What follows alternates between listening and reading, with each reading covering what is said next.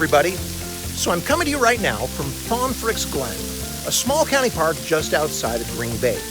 Now, the feature attraction that you see behind me is the Little Glen, specifically the waterfall that goes over into this little basin, and you can see different rock formations that come around the outside of it.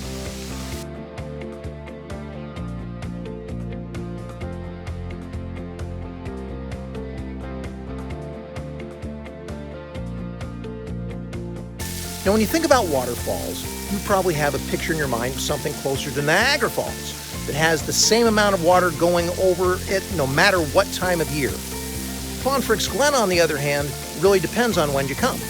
I'm right here in August, and we only have a little bit of a trickle. As a matter of fact, some reports from visitors who were here 2 weeks ago, before all the rains came, said that this was almost totally dry here. But if you come at different times of the year, such as the fall as you see here, there's a lot more water to speak of. Another big flowage time comes in early spring, when the melting snow fills the rivers and the falls.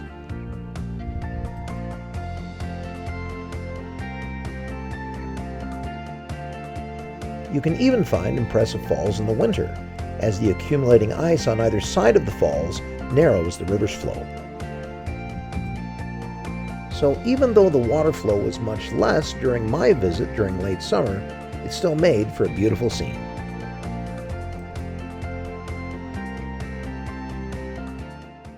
Now, when it comes to our emotions, we're a lot more like the Fonferek's Glen waterfall than Niagara Falls.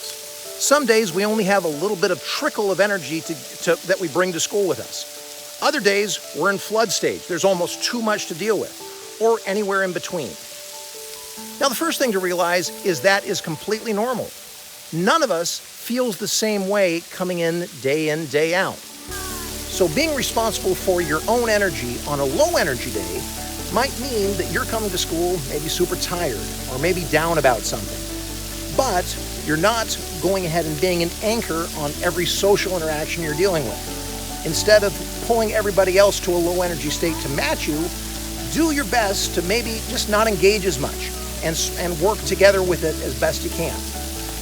Controlling your own energy on a high energy day means that even though you might have all this excitement and all this energy, that you don't let that flood or overwhelm everything else that's happening around you either. Be aware of what's happening around you and participate in it. Lend your excitement to it appropriately, but don't make everything be about you. Now, let's also be clear that there are some days that you need some help to have someone else help you with your energy.